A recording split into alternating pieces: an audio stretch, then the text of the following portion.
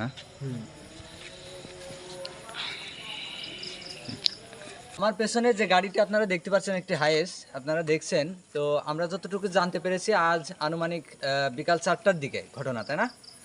বিকাল 4টার দিকে এটা খাসকররা যে দক্ষিণ পাড়া আছে, এই দক্ষিণ পাড়া থেকে আপনার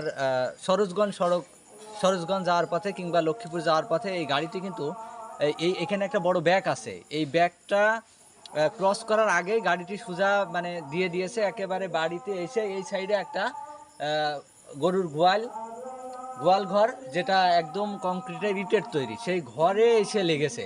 তো চিন্তা করেন রাস্তা থেকে প্রায় 500 গজ দূরে এসে এই গাড়িটি কিন্তু আঘাত করেছে এবং এর ভিতরে আপনারা জানলে অবাক হবেন যে নববধূ এবং বর ছিল খুব সম্ভবত, তারাও গুরুতর আহত হয়েছে। তাদেরকে তাৎক্ষণিকভাবে চুয়াডাঙ্গা সদর হাসপাতালে নিয়ে যাওয়া হয়েছে। কখন কিভাবে আমাদের জীবনে দুর্ঘটনা নেমে আসে, অনাকাঙ্ক্ষিত ঘটনার শিকার আমরা হই, সেটা কিন্তু আমাদের কারোর জানা নেই। তবে দেখে যেটা মনে হচ্ছে যে হয়তোবা গাড়ির ব্রেক ফেল করেছিল অথবা ড্রাইভার অন্যমনস্ক ছিল, যার কারণে এই বড় ধরনের দুর্ঘটনাটি ঘটেছে।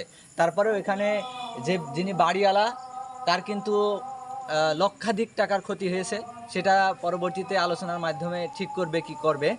তবে আমরা এতটুকুই বলতে চাই যে আপনারা যারা ড্রাইভার বা ড্রাইভিং পেশায় আছেন, আপনারা গাড়িটা চালানোর আগে অবশ্যই গাড়িটা রিচেক করে নেবেন যে আপনার গাড়ির ব্রেক, আপনার গাড়ির সব কিছু ঠিক আছে কিনা, এবং রাস্তায় যখন চলবেন তখন সময়ের থেকে জীবনের মূল্য বেশি দিয়ে চলবেন। তাহলে এই ধরনের দুর্ঘটনা এড়িয়ে চলা আমাদের জন্য হয়তো সহজ হয়ে যাবে।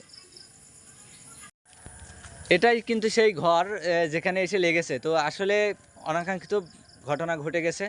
তো হতাহতের ঘটনা অতটাও হয়নি, তবে এই বাড়িওয়ালার যে চরম ক্ষতি হয়েছে সেটা কিন্তু সহজেই বোঝা যায়। আর গাড়ির মালিকের তো ক্ষতি হয়েছেই। তো আসলে ড্রাইভারই বলতে পারবে প্রকৃত ঘটনাটা কি ঘটেছিল। তার কারণ এখান থেকে রাস্তা আপনারা দেখতে পাচ্ছেন, ওই যে একটি গাড়ি যাচ্ছে প্রায় 500 গজ দূরে রাস্তা, আর এই গাড়িটা 500 গজ ক্রস করে এসে সোজা ব্যাক থেকে ব্যাকে না যেয়ে সোজা এই জায়গায় লেগেছে।